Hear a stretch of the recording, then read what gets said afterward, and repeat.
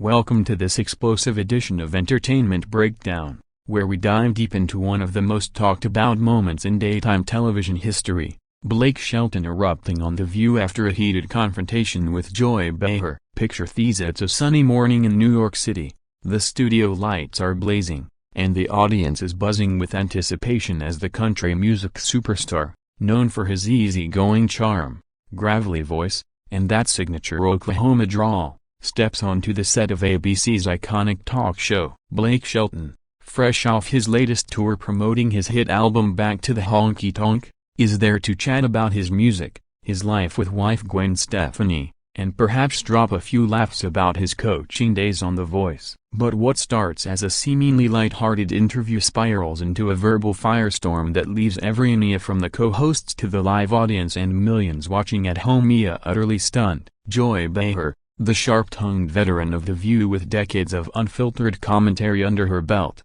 doesn't hold back, and neither does Blake. This isn't just a clash of personalities, it's a collision of worlds: a rural conservatism meeting urban liberalism in a way that exposes raw nerves on both sides. As the cameras roll, the polite chit-chat about Blake's new single Minimum Wage quickly veers into trickier territory when Joy, ever the provocateur, probes into his views on modern country music's evolution and its perceived shift away from traditional roots. Blake, with his tall frame leaning forward in that plush guest chair, chuckles at first, but there's a flicker in his eye, a hint of the storm brewing beneath his cowboy cool. The audience senses it too. There's a hush that falls over the crowd, broken only by the occasional murmur. Whoopi Goldberg, sitting to Joy's left, tries to steer things back with a joke about Blake's beard looking like it could hide a harmonica, but Joy's not having it. She's locked in, her New York accent cutting through like a knife. "Blake, come on,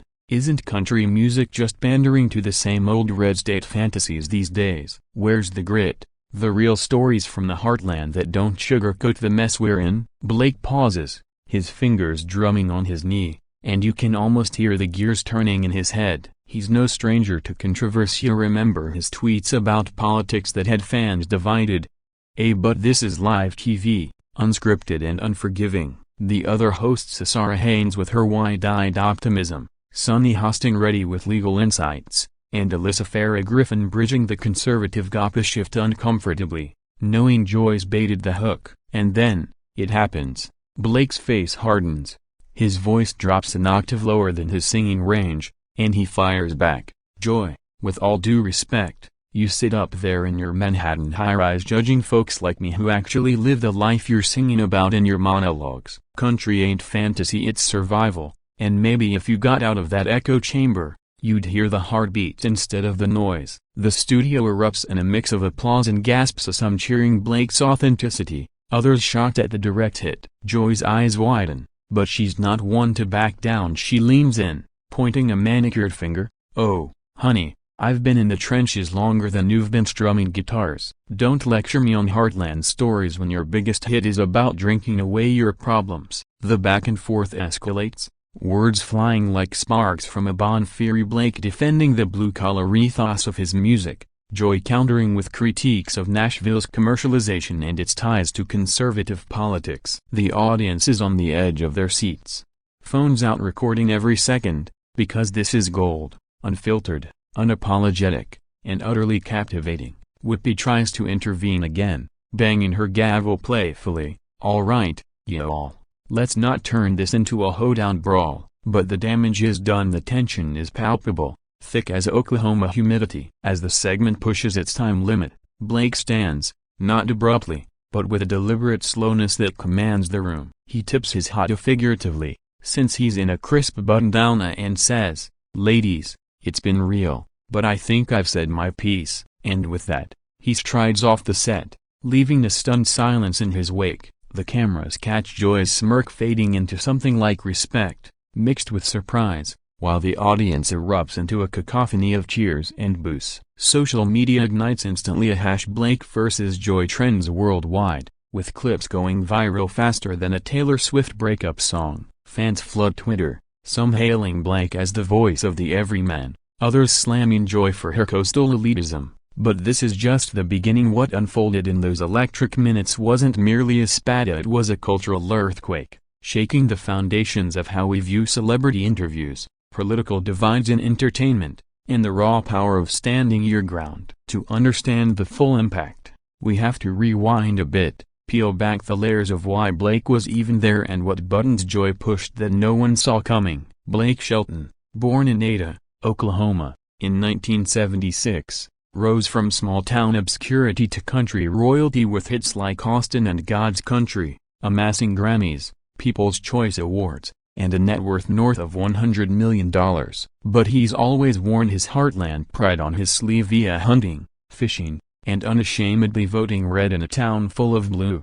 The View, meanwhile, has been a battleground for bold opinions since 1997, with Joy Behar as its fiery matriarch, outlasting hosts and controversies alike. Her book The Joy of Being Joy. Wait, no, that's not real, but her memoir Not My Job captures her no-holds-barred style. Booking Blake was a coup for the show, aiming to balance their usual Hollywood fare with some twang, especially post his divorce from Miranda Lambert and remarriage to Gwen, which had tabloids in a tizzy. The interview was slated for 20 minutes, 10 on music, 5 on personal life, 5 on hot topics. But Joy, prepped by producers with research on Blake's past comments like his 2020 tweet calling out woke culture in music, saw an opportunity to stir the pot. As Blake settles into the hot seat, the applause dies down, and Whoopi kicks it off. "Blake, welcome. We've got the whole table swooning over your new track. Tell us, what's the story behind it?" Blake grins, that megawatt smile lighting up the monitors.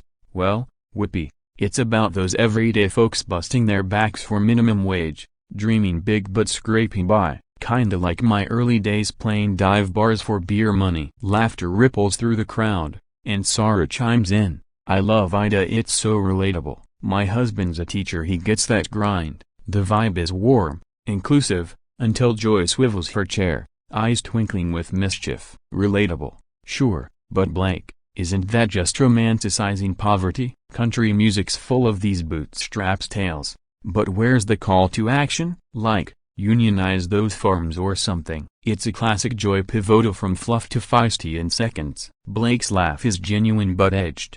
"Unionize, darlin', in Oklahoma, we pull together without a rulebook. It's community, not contracts." The table nods politely, but Joy presses, "Community, or code for avoiding change? Your fans love the rebel image, but let's talk relo. Your industry's pushing that small government line while big core rake it in." Now the air thickens. Alyssa's conservative lean makes her squirm, while Sonny nods in agreement with Joy. Blake's jaw sets, and he counters, "Joy, I respect your fire, but you don't know jack about the dirt under my nails. We ain't pushing agendas, we're singing truths you city slickers forgot." The audience splits, a half whoops, half hushes. It's on now, a full-throated debate unfolding live, with Blake dismantling Joy's points on authenticity, Joy jabbing at privilege in pop country. Minutes tick by, the director signals frantically, but neither yields. Finally, as commercials loom, Blake rises,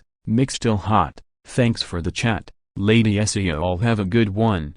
The door swings shut behind him, and Whoopi quips, "Well, that was a plot twist." Cut to break, but the internet's already ablaze. This moment, fictional in its fabrication yet rooted in the tensions it evokes, reminds us why we tune in, for the mess, the magic, the mirror to our divided selves. But hold on, there's more to unpack, from the backstage whispers to the fallout that reshaped careers. Stay tuned as we delve deeper into the anatomy of this eruption. To flesh this out further, imagine the pre-show green room, Blake, sipping black coffee, joking with producers about his fare of "those ladies grilling me like a steak." Joy, meanwhile, huddles with Whoopi, plotting her zingers. The stage manager counts down, lights up, and boom, the spark ignites, each word exchanged as a chess move. Blake's folksy parries clashing against Joy's intellectual thrusts. The audience's energy feeds it, their laughter or silence dictating the rhythm. Post walk-off,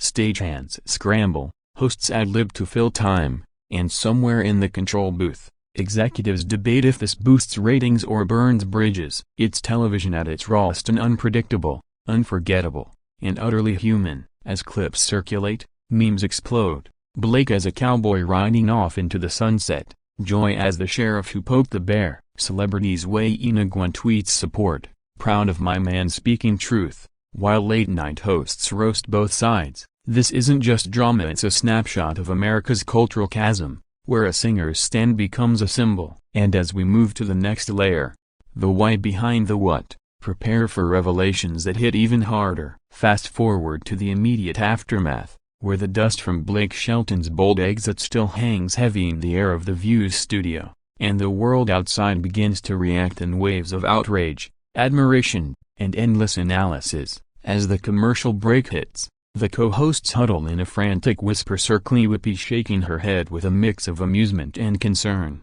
Sarah fanning herself dramatically. Oh my God, did that just happen?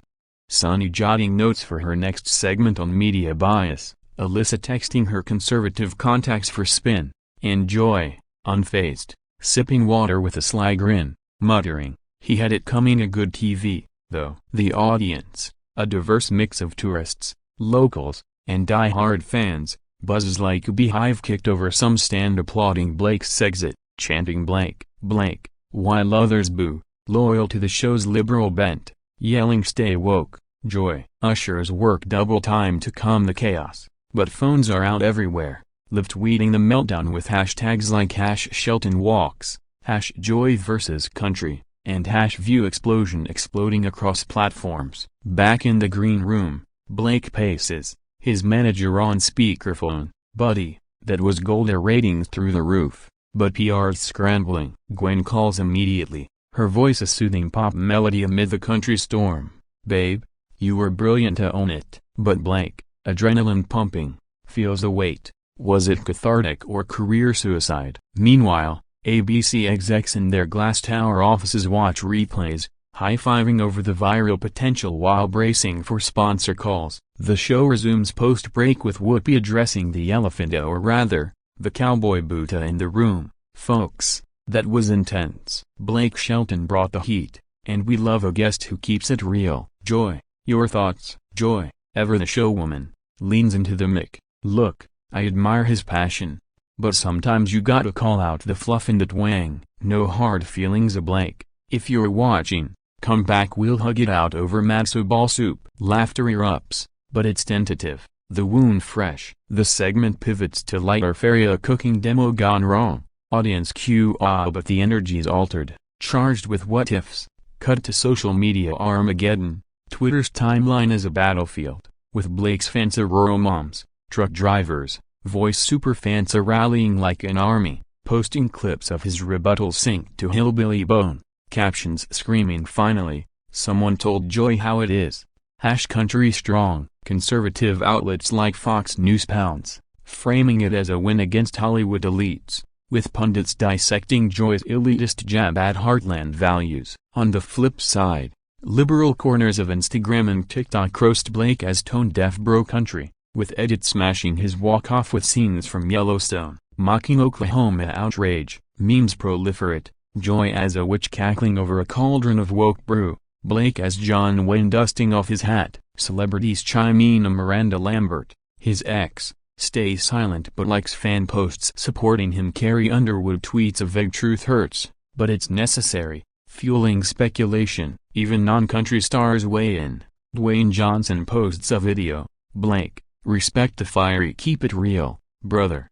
While Ellen DeGeneres jokes on her show, Joy, next time invite me, I'll bring the peace treaty and vegan brisket. By afternoon, the clip hits 10 million views on YouTube, spawning reaction videos from influencers left and right, some siding with Blake's authenticity, others praising Joy's boldness in challenging industry norms. News cycles spin it into a broader narrative, the red-blue divide in pop culture, how streaming's democratized fame but amplified echo chambers, and whether daytime TV can survive such unscripted gems. Ratings for that episode skyrocket 40%, proving controversy is catnip for viewers. But backstage, tensions simmer. Producers debate banning hot topics for guests, while Joy's agent fields book deal offers for a Clash of the Titans tell-all. Blake, back in his hotel, scrolls through the frenzy, a mix of pride and regret washing over him. He posts a single Instagram story, A black and white photo of an empty stage,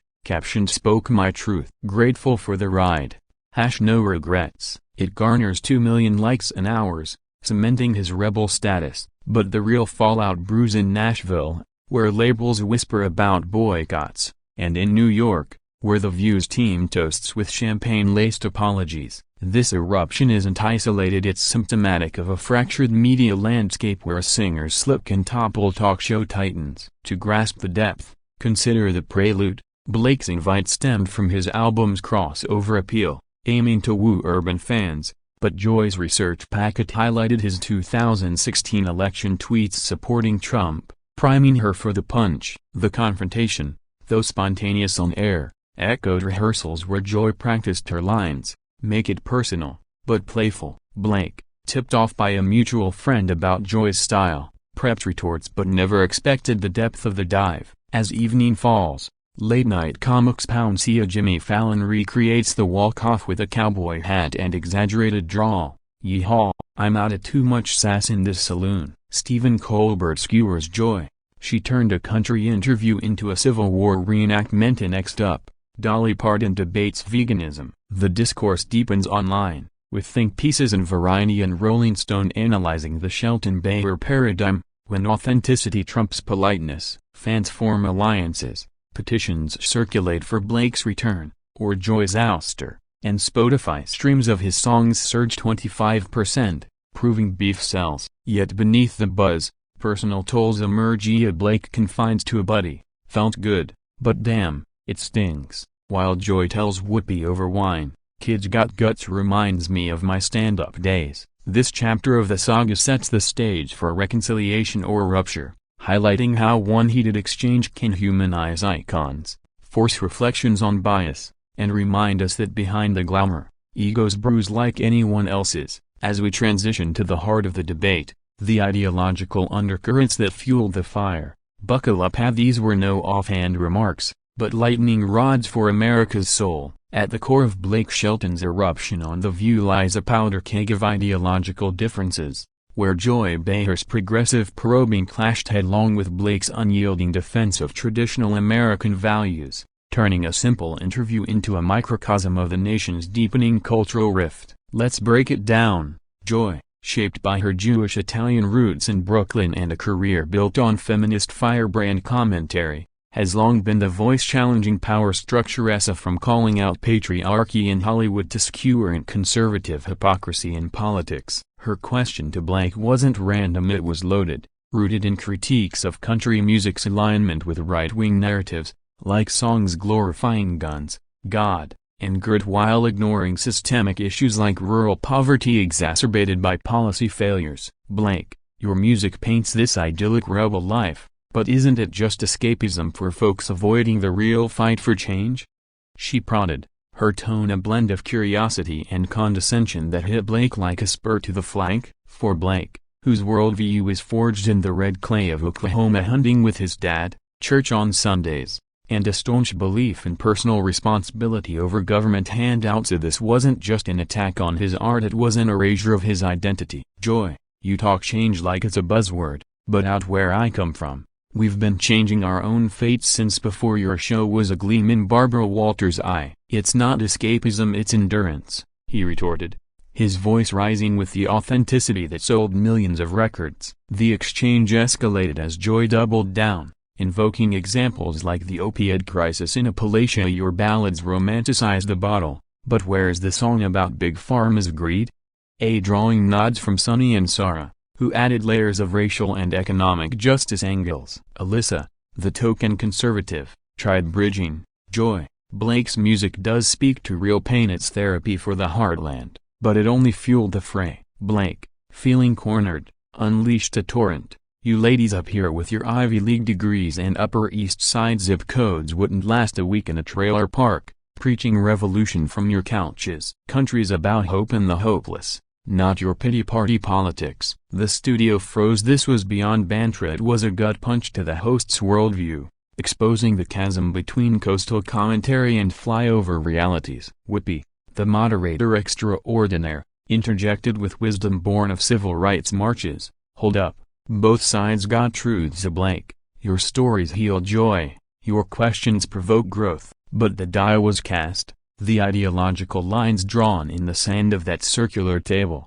This wasn't mere disagreement, it was a proxy war for bigger battle, urban versus rural, elite versus everyman, progressivism's push for equity clashing against conservatism's greed of self-reliance. Blake's eruption stemmed from years of subtle slights, country artists tokenized on late-night shows, their lyrics dissected for problematic themes while rap gets a pass on violence. Joy's persistence echoed her history of grilling guests like Ted Nugent or Kid Rock, but Blake's folksy directness disarmed her usual deflections. As words volleyed, the audience became co-combatants. Cheers for Blake's zingers from the back rows, eye rolls from front row liberals. Post-segment, the debate's echoes reverberate and expert analyses. Cultural critics note how it highlights genre biases, with country often dismissed as lowbrow by tastemakers. Politically, it underscores entertainment's role and polarization of Blake's fanbase, skewing Trump voting, sees vindication Joy's Biden blue, views validation of calling out complacency. Economically, it's telling too. Nashville's $16 billion industry thrives on authenticity, yet faces woke-washing pressures from labels fearing backlash. Blake's stand reaffirms his brand as the anti-hero, while Joy's tenacity bolsters hers as the unapologetic truth-teller. Deeper still, personal histories fuel the fiery. Blake's childhood marked by his brother's tragic death in a car crash, instilling a seize-the-day ethos that scoffs at what he sees as Joy's doom and gloom activism. Joy's, shaped by 1960s feminism and 9/11's scars, drives her to confront complacency wherever it lurks. The confrontation peaks when Joy quips, "Endurance? That's code for accepting inequality. Sing about that." And Blake snaps, "Inequality's everywhere, Joy, but whining don't fix it, work does." Mic drop in spirit, if not literal. This ideological heart reveals why the moment resonated. It's not abstract, it's visceral, mirroring dinner table arguments across America. Fans dissected it frame by frame, with TikToks recreating the stares, the gesturesse of the way Blake's fist clenched subtly, Joy's eyebrow arched like a challenge. Pundits piled on. In The Atlantic, a piece titled "The View's Heartland Reckoning" argues it forces liberals to listen. In the Daily Caller, Blake's boot to Behar's bubble celebrates populist pushback. Even academics chime in, sociology profs citing it as a case study in symbolic violence in media. As the dust settles, both emerge. Change a Blake, more emboldened to tour with unfiltered sets. Joy, reflecting in a solo monologue on bridging divides without burning bridges. Yet the scar remains, a reminder that ideology isn't polite discourse, it's passion personified. Transitioning now to the personal stakes, where egos and emotions intertwined, making this more than politics, it was profoundly human. Thanks for watching and subscribe my YouTube channel.